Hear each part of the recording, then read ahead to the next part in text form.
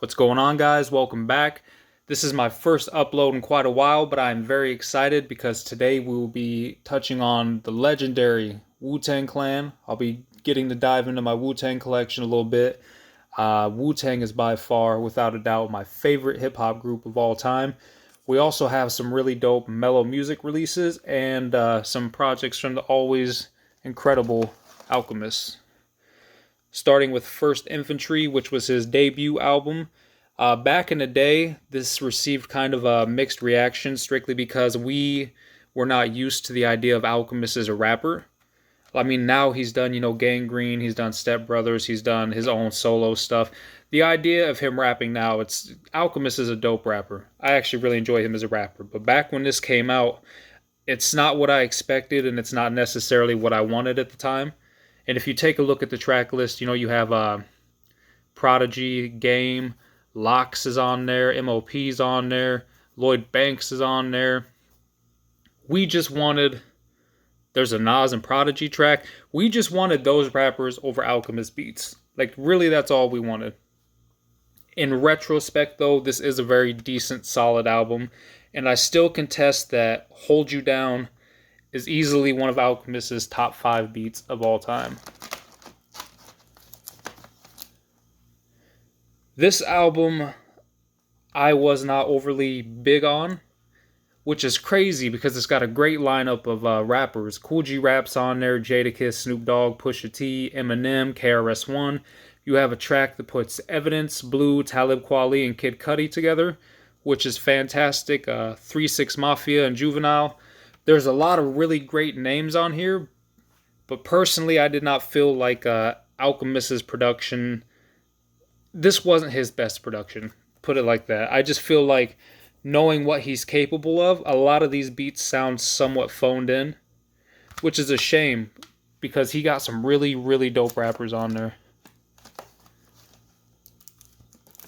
An album that wasn't phoned in, though, I believe this was called, this Russian Roulette? Okay. This is basically the Alchemist's take on Madlib or an Oh No concept record, in that everything here is sampled from Russian music. So like Madlib obviously has albums where he samples nothing but music from India, or he samples, nothing but music from the 80s. This is the Alchemist's take on that. And it's nothing but Russian music, and I personally feel like this is a classic album. Like, this is as good as any of the releases that Madlib has done in the same vein. Blow through a few of these. Rapper's Best Friend. He has a few of these. Instrumental Series number 5. I couldn't tell you how many he has in general, but I do have this one. It's exactly what it says it is. Instrumentals. You can never go wrong with Alchemist instrumentals. The aforementioned Gangrene, which is Alchemist and Madlib's brother Oh No. Both great producers, both very underrated rappers. This was their first release together. I believe they have 3 releases in total. This is the only one I have at the time, but I love everything that Gangrene has done. I think they are one of the more underappreciated duos. It's almost in the same vein as what Madlib and J Dilla did on their album. You know what I mean? Except for this is more 2 dope producers rapping over incredible beats. It's way better than I would have thought it would have been. If you would have told me Oh No and Alchemist were putting out an album rapping together, I probably would have shrugged. But after hearing it, they're a legit duo. This one was interesting. Greenberg, which is Rock Marciano, Alchemist, and Oh No. Gangrene meets Rock Marciano, basically. And this was just a short little EP. I wish it would have blossomed into a full project, because Rock Marciano sounds incredible with those guys. Okay, what are we getting into? Alright, we're going into the Mello Music. Mello Music is a label that has some really talented artists signed to it. They have Odyssey, probably best known for Apollo Brown's music. Mr. Liff is signed with them now. I believe John Wayne is signed with them.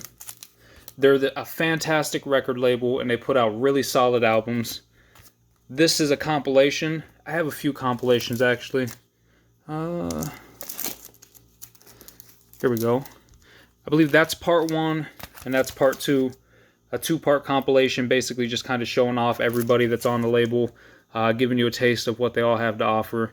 Merce is on there, which is great. Ugly Heroes. Man, just everybody on their label is consistent in their quality. They're all very good rappers. They're all very good producers. And this is a great starting point to kind of just dip your toes in that water and see what each artist has to offer. Set those up there. This one is also a compilation. Same deal as the first 2 I pulled out, but it's got a few more. Well, I guess Kool Keith's not so random. They did sign Kool Keith too. He's got some albums with them. Master Ace is on there. Gift of Gab is on there. Big Pooh is on there. That's a great one. I really, really, really enjoy Mello Music's compilation albums. I think they are just perfect for getting you into that label. 730. I actually got this back in the day when I was still writing music reviews. And this one is a concept album. I can't remember the exact concept, but I do remember he's an alien of some sort and he crash lands on Earth. And the record does a fairly decent job of actually following that narrative. And 730 does an equally good job of showcasing his skills as a rapper within the context of that concept. So as a concept record, it works. As an introduction to 7, it works. This is a really solid album. It's very underappreciated. He's just underappreciated in general, though. He's a really great rapper. All right. Okay, so I pronounce this L'Orange. I've seen L Orange. There's numerous ways I've seen his name pronounced. I'm calling him L'Orange. If that bothers you, I apologize. But this is his album with Stick Figure. A lot of people consider this to be an underground classic. I think it's right there. It's borderline. I think L'Orange is probably my favorite producer on the whole label. He does some very dark, noir type beats. It's hard to explain without hearing it, but it's very vintage. It's very uniquely his own, which I really appreciate. This is a great album. Stick Fig is a fucking phenomenal rapper. He might be one of the better rappers on that label. Another L'Orange project, The Orchid Days. I think this one is an instrumental album. Let me see if there's any features. It does have a few features, but I'm fairly confident in saying this is a mostly instrumental record. And like I said, pretty much everything he puts out. If I had to recommend one artist to start with, I would probably go with L.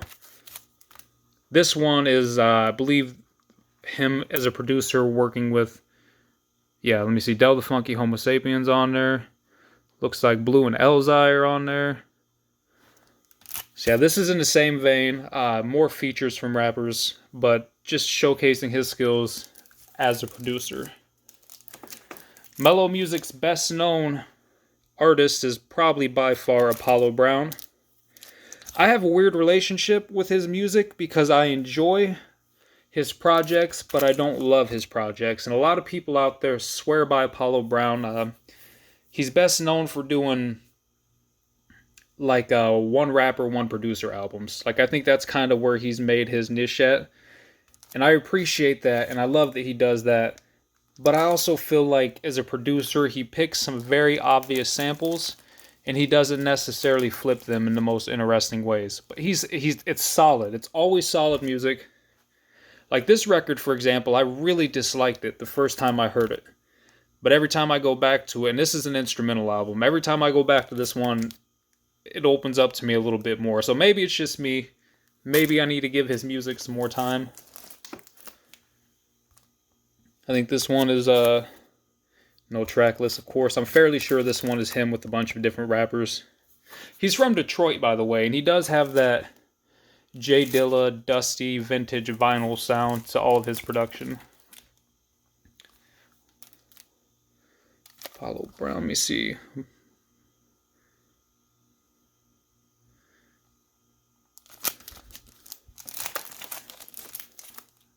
Oh, this is a great one though. Apollo Brown and Locksmith.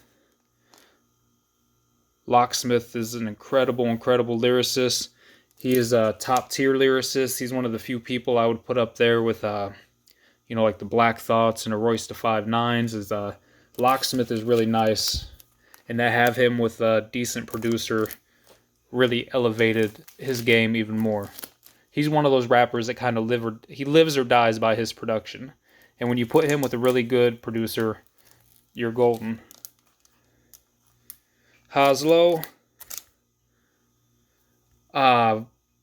producer, rapper, one of the more underrated producer slash rappers out there. I am personally a really huge fan of his work. That's him and Castle. Castle we'll be touching on here in a moment. You guys remember back in the day the stigma that used to come with producers who rapped? Like back in the day, if you said it was a producer who rapped, people would roll their eyes and call it corny before they even heard it. But like now, that's some of the best rappers are also producers. Castle, Return of the Gas Face. Let me see here. This one is fully produced, it looks like, by Haslo. Great album.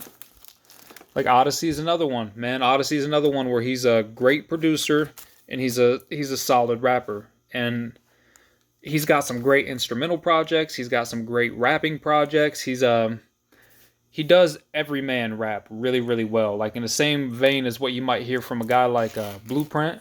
That's kind of the same lane that Odyssey occupies.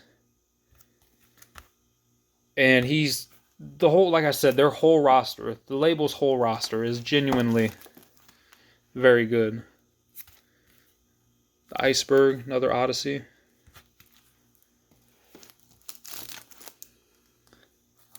Diamond District, March on Washington. This was Apollo Brown. This is a trio. Who else was in? I can't remember. It's a trio. There's two other people in this group. I know. I'm blanking on it right now. Solid album. Wasn't a huge fan of it the first time I heard it. I should probably revisit it a little more, but it's not bad. John Wayne, Rap Album 1. I'm a huge fan of John Wayne. I first heard him with Rap Album 2, which I don't have in here, oddly enough. I thought that album was perfect, and I kind of worked my way backwards. He's another one that produces his own music. He obviously writes his own raps.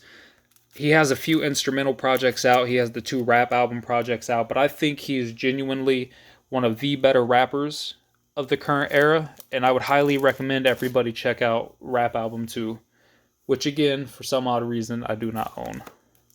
Alright, so now we're moving into the Wu-Tang, and I have a lot of Wu-Tang to go through, so I'm really excited. Obviously, the album that started it off, Enter the 36 Chambers. It's as perfect as an album can be. As you can see, I got this from Best Buy for $8 because I have owned this CD probably 36 different times, and I just beat the hell out of it every time with how much it gets used. So this one, it's just staying sealed. It's just going to hang out for a while. But, I mean, if you've heard of the Wu-Tang Clan, if you have any interest in their music, this is easily the album to start with. It's going to give you a taste of every member. Perfect production from RZA. Some of their all-time best songs are on this. Perfect album, front to back. And this may be a hot take, but I personally consider this the greatest double disc in hip-hop history. I know a lot of people would give it to Tupac, a lot of people would give it to Big, but for my money, this album, front to back, both discs, is almost up to the same quality as 36 Chambers. You do have a few weak songs there. I think Black Shampoo was You God's song. And I love You God, but that song was awful. But I mean, if you're going to do a double disc album, having a group with 9 different members definitely helps keep it fresh. Definitely helps keep it varied. And I think this album, for the most part, is dope front to back. For an even hotter take, the W, widely considered to just be an okay album, is actually my favorite Wu-Tang album of all time. I think this is RZA's best production by far. Ghostface has some legendary performances on this album. The whole thing is very dark, very atmospheric. It's you have to sit down and listen to the whole thing front to back to really appreciate it. Funny thing about this is back in the day, I actually just kept all my CDs in a booklet. So as you can see, I have maybe 6 CDs left in my collection that have these ugly faded backs, because I decided when I was going to start keeping the cases and everything to just reprint the backs of the albums I really, really liked. And this is one of those that has a bootleg back that I actually need to replace at some point.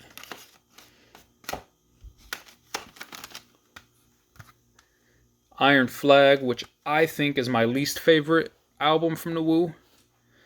This one is generally, it's, for the most part, people just kind of accept it as another Wu-Tang release. It's not great, it's not bad. For me, though, I just really dislike the production on this one. Almost every single beat here just rubs me the wrong way. It's not what I wanted from the Wu, and it was also cranked out very quickly.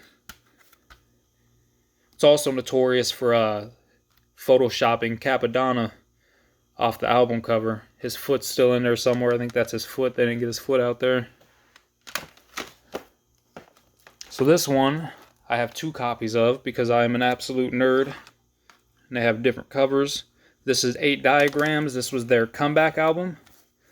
A lot of people really dislike this album, and I understand why. RZA went for a very cinematic approach with his production. And the whole thing is kind of somber, kind of low-key, and a lot of people consider it just to be boring. Let's call it what it is. A lot of people find the album to be very boring. I personally enjoy it. I think it has a great atmosphere. There's a few songs here, Rushing Elephants and The Heart Gently Weeps. Those 2 songs alone, I think, keep this from being a truly bad album. I don't think you can listen to either of those songs and call this bad. But yeah, a lot of people dislike this one. I enjoy it for what it is, but you definitely have to be in the right mood for that one. I went back to this one not that long ago, and this is their last official release as a group, A Better Tomorrow. I went back to this one because I remembered nothing about it. I listened through the whole thing. I wasn't horribly offended by it, but it's not a great album, and I'm back to the point where I remember absolutely nothing about it. So it's a very forgettable album. I remember at one point in one of the opening tracks, like Method Man talks about how all the young rappers need to pull up their pants, and like stuff like that really puts me off. When you have people like the Wu-Tang Clan, who were known for wilding out back in the day, telling people to pull up their pants, the whole thing's just kind of corny. That's just a greatest hits disc. Let's see, I think this next one here is a live album. Yeah, that one's a live record. These were interesting. The Wu Chronicles. There's Volume 1 and Volume 2. They were the first to just kind of compile some of the random oddities. It's a lot of second string Wu-Tang guests on there, but you do have things like, I think there's like a Jizza Cold World remix on one of these. It's really dope. Neither of these were all that essential for me. I wasn't overly impressed by either of them when they came out, and I've not had an urge to revisit them. Maybe I should. Maybe I should go back to them. But that was kind of their first almost compilation albums, kind of stringing some shit together. Wu-Tang Killer Bees, which is just a collective of Wu-Tang affiliates. The Wu-Tang's on there. This first one here, this might have been a second. Yeah, this was the first one. One of these has a lot of production by the RZA on it. I'm pretty sure it's this one. The one with production by RZA on it, dope. Great stuff. And then they cranked out some other ones, like the Sting, that was not nearly as good. As you can see, though, there's just there's a lot of second and third tier Wu-Tang names on here. North Star's on here, Solomon Child, War Cloud's on here, which is, you know, it's going to be hit or miss. Killer Army's on here. Like I said, Anybody that was affiliated with the Wu usually popped up in the Killer Bees projects. This is a personal favorite of mine. The Wu-Tang meets the indie culture. I spent forever when this album came out hunting it down. I couldn't find it at any stores, and finally I got it. It brings together some of the best rappers in the game come together on this. So, like, for example, GZA and Raz Kaz are together on there. Vast Air, Prodigal Son, Timbo King have a track. You God, C. Ray's Walls have a track. Vortal Megala's on here. MF Doom and RZA are on here. Del the Funky Homo Sapien. Aesop Rock's on here. Like Ari the Rugged Man and J Live. A who's who from the underground at this time, basically meeting up with the Wu-Tang members. And not every Wu-Tang member's on here. And that was a disappointment to me. Not everybody from the Wu-Tang shows up, but it's still a fantastic, fantastic record. This was part 2, which was actually just a remix of the first one. And as you can probably surmise from the title, it's a dubstep remix. I would not recommend it. I am not a dubstep fan. I only have this because it's Wu-Tang. That being said, there is one good song on here. It's a remix to a GZA record. That's not terrible. That's the best I can say about that. I have another one of these, by the way. A brand Nubian one, which we'll be coming across someday. Chamber music, which is very much in the same vein as meets the indie culture. Let me see. Ghostface is on here with Cool G Rap. Sadat X is on here. Sean Price, Cormega, AZ, Master Ace. Not every Wu-Tang member again. Raekwon, Inspector Deck, You God, RZA. Basically, that's it for the Wu side. But when you got like Cool G Rap and Master Ace, you can't complain. And this is essentially, this is more the same. This is the same deal. Rock Marciano and Ghostface got a song. Sean Price and Ghostface. It's dope. It's dope. It's not essential. But if you're just in the mood for some rapping, those are great albums to turn to. The Genius. Words from the Genius. This is GZA's debut album. It's a solid album. For a long time, it was definitely looked down upon because obviously he followed it up with Liquid Swords. But like going back in retrospect, this is not a terrible album. It's just a very, very dated album. Like even for its time, it sounds dated. But like going back with an open mind, Pass the Bone obviously is a classic song. There's also 2 different covers for this one. You might have seen the white cover with GZA on it studying. Not terrible, not essential. It's not highly recommended, but it is a fun, obscure oddity. This album, though, is by far one of the greatest albums ever made. You've probably heard that said numerous times. It is absolutely true. Liquid Swords is a flawless album, front to back.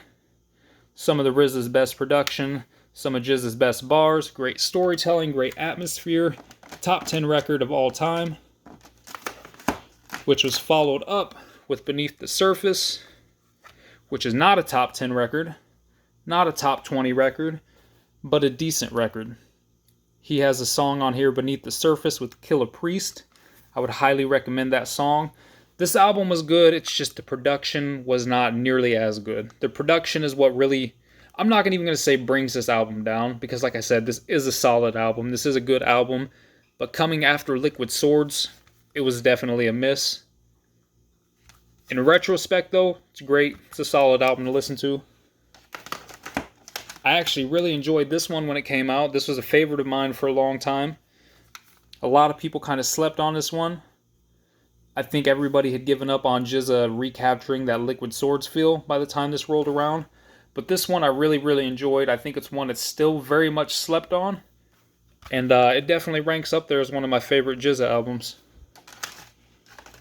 Same could be said with this. This is a little more universally heralded. It was the first album in the DJ Muggs Verse series, which he still currently does. He has albums with Planet Asia, Rock Marciano. This was the first one. It was originally supposed to be Muggs vs. Inspector Deck. For whatever reason, that never happened, and GZA took Deck's spot. And I would consider this to be a classic album. I think the production's as good as anything GZA has rapped over since Liquid Swords. I think GZA is as sharp as he's ever been. And the whole album, the whole atmosphere, everything, it's a very complete, full, satisfying project. And I would consider that one to probably be just the second best album. So alright guys, we are done with that shelf. Really excited. We're starting on the Wu-Tang stuff. We're going to be going into Ghostface is coming up next. You God, Raekwon. I love Ghostface. I can't wait to talk about Ghostface. But I appreciate it, guys. Thank you for checking it out, and later.